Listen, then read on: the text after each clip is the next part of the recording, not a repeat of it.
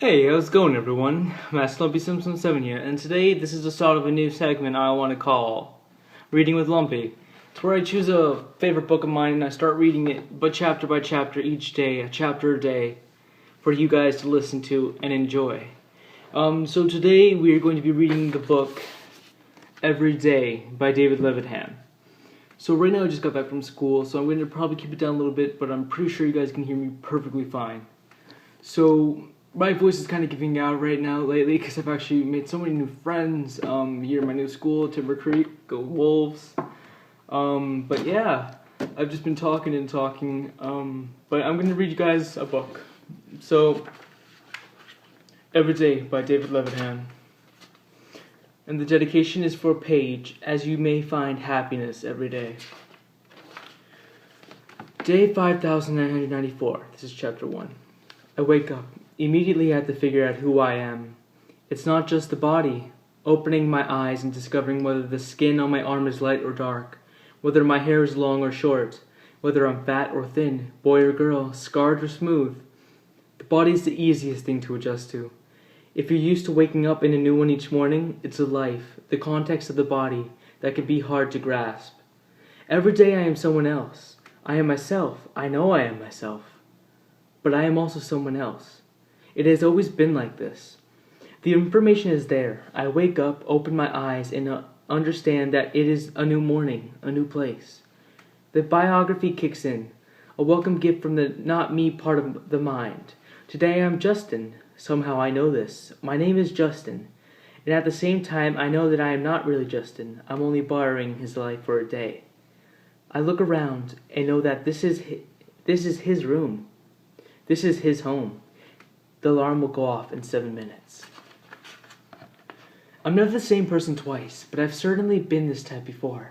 Clothes everywhere, far more video games than books, sleeping in his boxers. From the taste of his mouth, a smoker, but not so addicted that he needs one as soon as he wakes up. Good morning, Justin, I say, checking out his voice, low. The voice in my head is always different. Justin doesn't take care of himself. His scalp itches, his eyes don't want to open.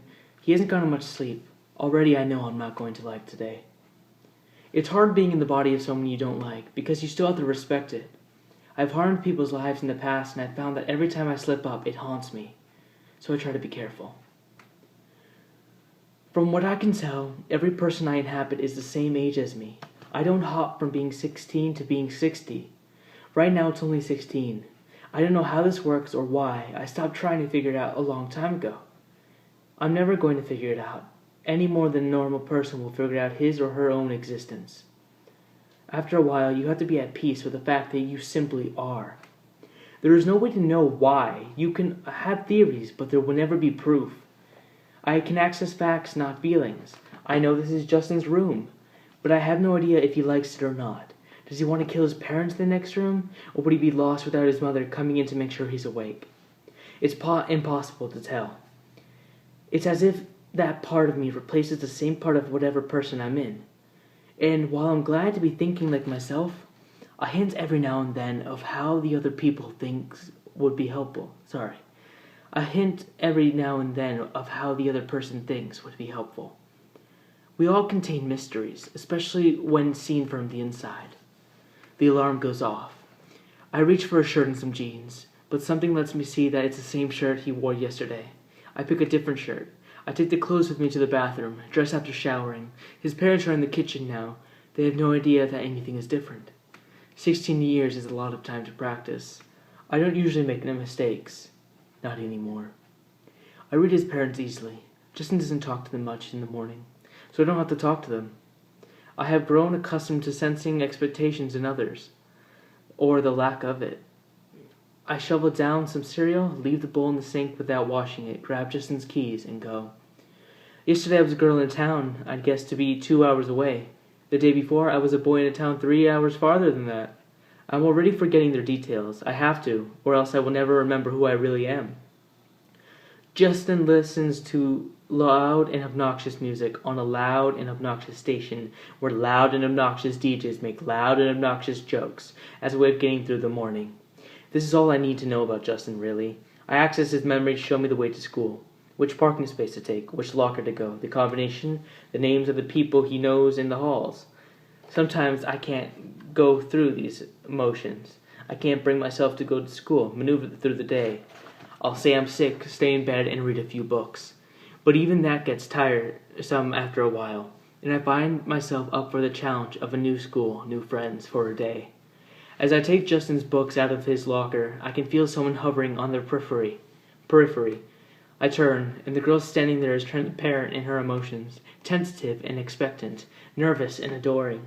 I don't have to access Justin to know that this is his girlfriend. No one else would have this reaction to him, so unsteady in his presence. She's pretty, but she doesn't see it. She's hiding behind her hair, happy to see me and unhappy to see me at the same time. Her name is Rhiannon. And for a time, just the slightest beat, I think that yes, this is the right name for her.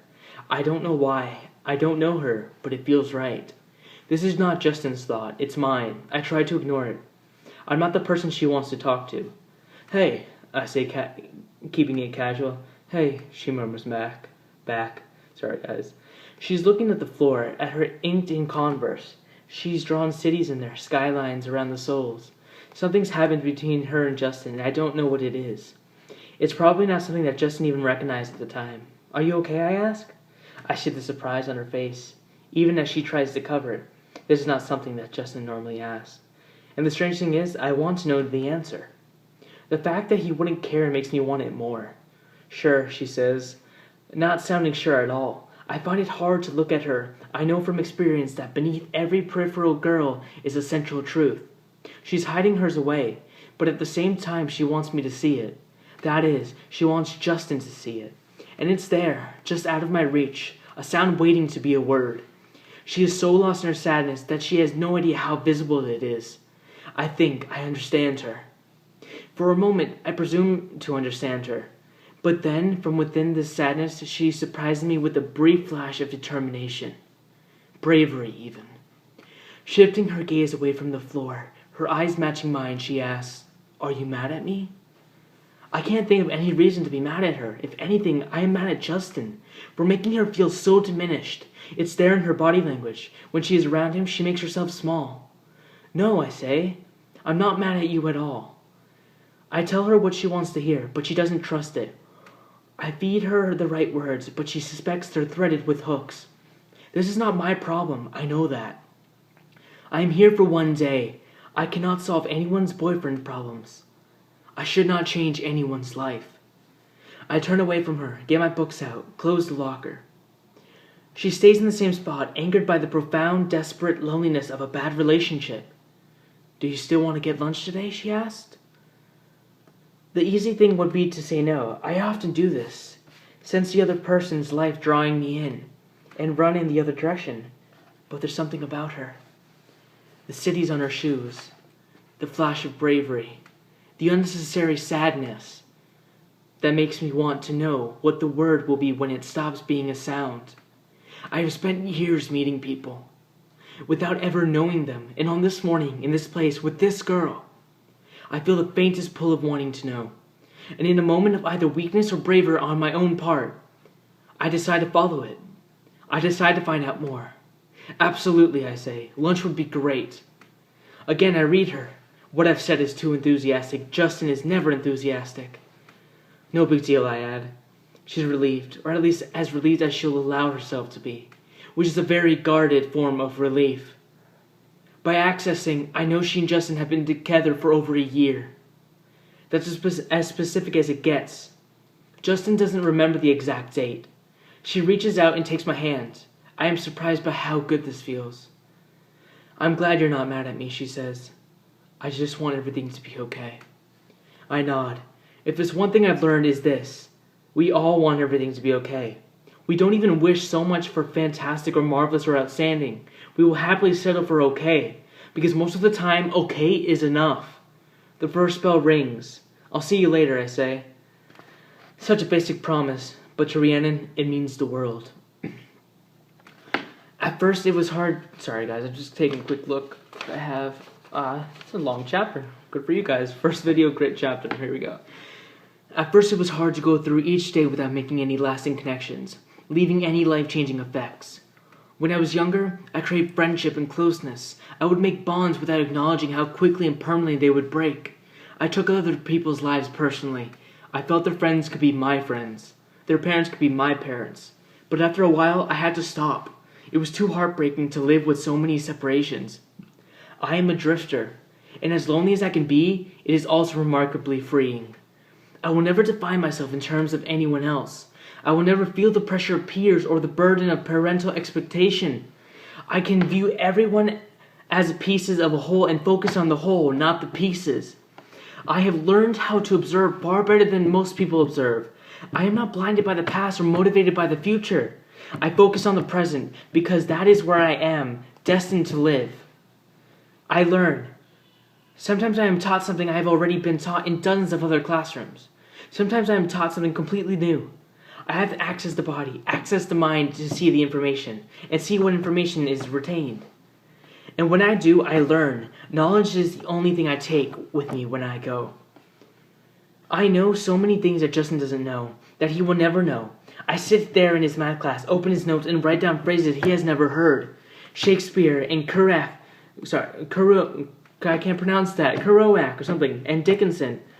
Tomorrow or someday after tomorrow or never, he will see these words in his own handwriting, and he won't have any idea where they came from or what they are. That is as much interference as I allow myself. Everything else must be done cleanly. Rhiannon stays with me, her details, flickers from Justin's memories, small things like the way her hair falls, the way she bites her fingernails, the determination and resignation in her voice. Random things. I see her dancing with Justin's grandfather because he said he wants to dance with a pretty girl. I see her covering her eyes during a scary movie, peering between her fingers, enjoying her fright. These are the good memories. I don't look at any others. I only see her once in the morning, a brief passing in the halls between first and second period. I find myself smiling when she comes near, and she smiles back. It's as simple as that. Simple and complicated, as most true things are. I find myself looking for her after second period, and then again after third and fourth. I don't even feel in control of this. I want to see her. Simple, complicated. By the time we get to lunch, I am exhausted. Justin's body is worn down from too little sleep, and I, inside of it, am worn down from restlessness and too much thought. I wait for her at Justin's locker. The first bell rings, the second bell rings. No Rhiannon. Maybe I was supposed to meet her somewhere else. Maybe Justin's forgotten where they always meet. If that's the case, she's used to Justin forgetting. She finds me right when I'm about to give up. The halls are nearly empty. The cattle call has passed. She comes closer than she did before. "Hey," I say. "Hey," she says. She is looking to me. Justin is the one who makes the first move. Justin is the one who figures things out. Justin is the one who says that what they're going to do. It depresses me. I have seen this too many times before. The unwarranted devotion. Putting up with the fear of being with the wrong person because you can't deal with the fear of being alone. The hope tinged with doubt, and the doubt tinged with hope. Even every time I see these feelings in someone else's face, it weighs me down. And there's something in Rhiannon's face that's more than just the disappointments. There is a gentleness there. A gentleness that Justin will never, ever appreciate. I see it right away, but nobody else does. I take all my books and put them in the locker. I walk over to her and put my hand lightly on her arm. I have no idea what I'm doing. I only know that I'm doing it. "Let's go somewhere," I say. "Where do you want to go?" I'm close enough now to see that her eyes are blue. I am close enough to see that nobody ever gets close enough to see how blue her eyes are. "I don't know," she replies. I take her hand. "Come on," I tell her. This is no longer restlessness. It's recklessness. At first we're walking hand in hand, then we're running hand in hand, that giddy rush of keeping up with one another, of zooming through the school, reducing everything that's not us into an unconsequential blur. We are laughing. We are playing. We are playful. We leave her books in her locker and move out of the building into the air, the real air, the sunshine and the trees, and the less burdensome world. I am breaking the rules as I leave the school. I am breaking the rules as we get into Justin's cars. I am breaking the rules as I turn the key in the ignition. "Where do you want to go?" I ask again. "Tell me, truly, where would you love to go?" I don't initially realize how much hinges on her answer. If she said, let's go to the mall, I will disconnect. If she says, take me back to your house, I will disconnect. If she says, actually, I don't want to miss 6th period, I will disconnect, and I should disconnect. I should not be doing this. But she says, I want to go to the ocean. I want you to take me to the ocean. And I feel myself connecting. It takes us an hour to get there. It's late September in Maryland. The leaves haven't begun to change, but you can tell they're starting to think about it. The greens are muted, faded. Color is right around the corner. I give Rhiannon control of the radio. She's surprised by this, but I don't care. I've had enough of the loud and the obnoxious, and I sense that she's had enough of it too. She brings melody to the car. A song comes on that I know and I sing along, and only if I could, I'd make a deal with God. And now Rhiannon goes from surprised to suspicious. Justin never sings along. What's gotten into you, she asks. Music, I tell her. Ha, no really. She looks at me for a long time, then smiles. In that case, she says, flipping the dial to find the next song. Soon we are singing at the top of our lungs, a pop song that is as substantial as a balloon, but lifts us in the same way when we sing it. Soon we are singing, it's as if time itself relaxes around us. She stops thinking about how unusual it is. She lets herself be a part of it. I want to give her a good day, just one good day. I have wandered for so long without any sense of purpose. And now this ephemeral purpose has been given to me. It feels like it has been given to me. I only have a day to give, so why can't it be a good one? Why can't it be a shared one? Why can't I take the music of the moment and see how long it can last? The rules are erasable. I can take this. I can give this. When the song is over, she rolls down her window and trails her hand in the air, introducing a new music into the car. I roll down all the other windows and drive faster so the wind takes over, blows her hair all around, makes it seem like the car has disappeared and we are the velocity, we are the speed. Then another good song comes on and I enclose this again, this time taking her hand. I drive like that for miles and ask her questions, like how her parents are doing, what it's like now that her sister's off at college, if she thinks school is different at all this year. It's hard for her. Every single answer starts with the phrase, I don't know. But most of the time she does know. If I give her the time and the space in which to answer, her mother means well, her father less so. Her sister isn't calling home, but Rhiannon can understand that. School is school. She wants it to be over, but she's afraid of it being over because she'll have to figure out what comes next. She asks me what I think, and I tell her, honestly, I'm just trying to live a day. I'm just trying to live day to day. It isn't enough, but it's something. We watch the trees, the sky, the signs, the road. We sense each other. The world, right now, is only us. We continue to sing along, and we sing with the same abandon. Not worrying too much if our voices hit the right notes or the right words. We look at each other while we're singing. These aren't two solos. This is a duet that isn't taking itself at all seriously. It is its own form of conversation. You can learn a lot about people from the stories they tell, but you can also know them from the way they sing along, whether they like the wind is up or down, if they live by the map or by the world, if they feel the pull of the ocean. She tells me where to drive, off the highway. That kind of sounds suicidal, sorry guys, I had to stop there. The empty back roads. This isn't summer, this isn't a weekend, it's the middle of a Monday, and nobody but us is going to the beach. I should be in English class, Rhiannon says. I should be in bio. I say, accessing Justin's schedule. We keep going. When I first saw her, she seemed to be balancing on edges and points. Now the ground is more even, welcoming. I know this is dangerous. Justin is not good to her. I recognize that.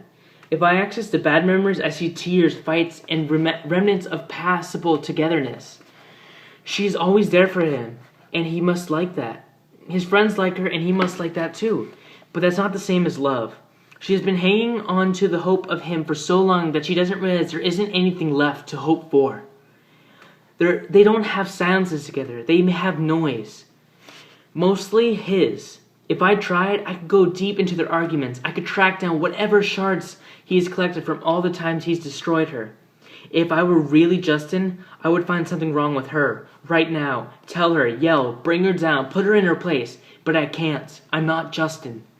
I spend so much time thinking about running away. It's nice to actually do it. For a day. It's good to be on the other side of the window. I don't do this enough. Oh, sorry guys, I completely screwed that up, sorry. Let's enjoy ourselves, I say. Okay, she replies. I like that. I spend so much time thinking about running away. It's nice to actually do it. For a day, it's good enough to be on the other side of the window. I don't do this enough. There are so many things inside of her that I want to know, and at the same time, with every word we speak, I feel there may be something inside of her that I already know. When I get there, we will recognize each other. We will have that. I park the car and we head to the ocean. We take off our shoes and leave them under our seats. When we get to the sand, I lean over to roll up my jeans. While I do, Rhiannon runs ahead. When I look back, she is spinning around the beach, kicking up sand, calling my name. Everything at that moment is lightness. She is so joyful. I can't help but stop for a second to watch. Witness. Tell myself to remember. Come on, she cries. Get over here. I'm not who you think I am, I want to tell her. But there's no way. Of course, there's no way. There is a part of childhood that is childish and a part that is sacred. Suddenly we are touching the sacred part, running to the shoreline, feeling the first cold burst of water on our ankles, reaching into the tide to catch at seashells before they ebb away from our fingers. We have returned to a world that is capable of glistening, and we are waiting deeper within. We stretch our arms wide, as if we are embracing the wind. She splashes me mischievously, and I mount a counterattack. Our pants, our shirts get wet, but we don't care. She asks me to help her build a sandcastle, and as I do, she tells me about how her and her sister would never work on sandcastles together. It was always a competition, with her sister going for the highest possible mountains while Rhiannon paid attention to detail, wanting every castle to be the dollhouse she was never allowed to have. I see echoes of this detail. Now she makes turrets bloom from her cupped hands. I myself have no memories of sandcastles, but there must be some sense memory attached, because I feel I know how to do this, how to shape this. When we are done, we walk back down to the water to wash off our hands. I look back and see the way our footsteps intermingle to form a single path. What is it? She asks, seeing me glance. And holy shit, guys, this chapter is long. Holy crap. Alright, guys, we got like 14 pages left. But here we go. What is it? She asks, seeing me glance backwards, seeing something in my expression. How can I explain this? The only way I know is to say thank you. She looks at me as if she's never heard the phrase before. For what? She asks. For this, I say, for all of it. This escape, the water, the waves, her. It feels like we've stepped outside of time, even though there's no such place. Sorry guys, I have a kind of cold.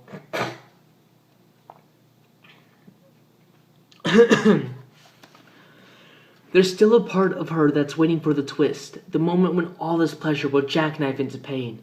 It's okay, I tell her. It's okay to be happy. The tears come to her eyes. I take her in my arms. It's the wrong thing to do, but it's the right thing to do. I had to listen to my own words. Happiness is so rarely part of my vocabulary because for me it's so fleeting. I'm happy, she says. I am. Justin would be laughing at her. Justin would be pushing her down into the sand to do whatever he wanted to do. Justin would have never come here. I am tired of not feeling. I am tired of not connecting. I want to be here with her. I want to be the one who lives up to her hopes, if only for the time I'm given. The ocean makes its music. The wind does its dance. We hold on. At first we hold on to one another, and then it starts to feel like we're holding on to something even bigger than that, greater. What's happening? Rhiannon asks. Shh, I say, don't question it. She kisses me. I have not kissed anyone in years. I have not allowed myself to kiss anyone for years. Her lips are soft as flower petals, but with an intensity behind them. I take it slow, let each moment pour into the next. Feel her skin, her breath. Taste the condensation of our contact. Linger in the heat of it. Her eyes are closed and mine are open. I want to remember this as more than a single sensation. I want to remember this whole. I want to remember this whole, okay? I have hiccups, great. We do nothing more than kiss. We do nothing less than kiss. At times she moves to take it further, but I don't need that. I trace her shoulders as she traces my back. I kiss her neck, she kisses beneath my ear. Sorry, I never had that happen or do that. She kisses beneath my ear. The times we stop, we smile at each other. Giddy disbelief. Giddy belief. She should be in English class. I should be in bio. We weren't supposed to come anywhere near the ocean today. We have defied the day as it was set out for us. We walk hand in hand down the beach as the sun dips in the sky. I am not thinking about the past. I am not thinking about the future. I am of such great gratitude for the sun, the water, the way my feet sink into the sand, the way my hand feels holding hers. We should do this every morning, she says, and Tuesday and Wednesday and Thursday and Friday. We'd only get tired of it, I tell her. It's best to have it just once. Never again, she said. She doesn't like the sound of that. Well, never say never. I'd never say never, she tells me. There are a few more people on the beach now, mostly older men and women taking an afternoon walk. They nod to us as we pass, and sometimes they say hello. We nod back. Return their hellos. Nobody questions why we're here. Nobody questions anything. We're just a part of the moment like everything else. The sun falls farther. The temperature drops alongside it. Rhiannon shivers, so I stop holding her and put my arm around her. She suggests we go back to the car and get the makeout blanket from the trunk. We find it there, buried under empty beer bottles, twisted jumper cables, and other guy crap. Yeah, that just did not register in my head when it said guy crap. I'm like, he took a shit in his car? Sorry, I'm gonna also kind of dictate the book as I read, guys. So hope you guys enjoy that, and hope you guys are enjoying the story so far. It's a really great book. But back to it. I wonder how often Rhiannon and Justin have used the makeout blanket for that purpose, but I don't try to access the memories. Instead, I bring the blanket back out onto the beach and put it down for both of us. I lie down and face the sky, and Rhiannon lies down next to me and does the same. We stare at the clouds, breathing distance from one another, taking it all in. This has to be one of the best days ever, Rhiannon says. Without turning my head, I find her hand with my hand. Tell me about some of the other days like this, I ask. I don't know. Just one, the first one that comes to mind. Rhiannon thinks for a second, then she shakes her head. It's stupid. Tell me. She turns to me and moves her hand to my chest, makes lazy circles there. For some reason, the first thing that comes to mind is this mother-daughter fashion show. Do you promise you won't laugh? I promise. She studies me, make sure I'm sincere, continues. I was in 4th grade or something. Renwick's was doing a fundraiser for hurricane victims, and they asked for volunteers from our class. I didn't ask my mother or anything. I just signed up. And when I brought the information home, well, you know how my mom is. She was terrified. It's hard enough to get her out of the supermarket. But a fashion show in front of strangers, I might as well have asked her to pose for Playboy. God, now there's a scary thought. Her hand is now resting on my chest. She looks off into the sky.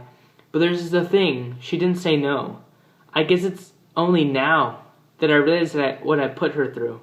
She didn't make me go to the teacher and take it back. No, when the day came, we drove to Renwick's and went where they told us to go. I had thought they would put us in the matching outfits, but it wasn't like that. Instead, they basically told us we could wear whatever we wanted from the store. So there we were, trying on all these things. I went for the gowns, of course. I was so much more of a girl then. I ended up with this light blue dress, ruffles all over the place. I thought it was so sophisticated. I'm sure it was classy, I say. She hits me. Shut up, let me tell my story. I hold her hand on my chest, lean over and kiss her quickly. Go ahead, I say. I am loving this. I never have people tell me their stories. I usually have to figure them out myself, because I know that if people tell me stories, they will expect them to be remembered, and I cannot guarantee that. There is no way to know if the stories stay after I'm gone. And how devastating would it be to confide in someone and have that confidence disappear? Well, guys, I'm going to end that. This video is going to be split up into 2 parts. This is part 1 of chapter 1. It's a great book, guys. I encourage you to buy it. If you want to see the cover, it is Every Day by David Levithan. A great book. I originally got it for a summer reading book from my high school, but I highly recommend you guys read this book, and hope you guys enjoyed. Please leave a like, a favorite, or if you're just feeling awesome and you want to see something about the book or how I read, comment down below. And also hit that subscribe button, and I'll see you guys soon. Stay cool, stay safe, stay awesome. Peace out, guys.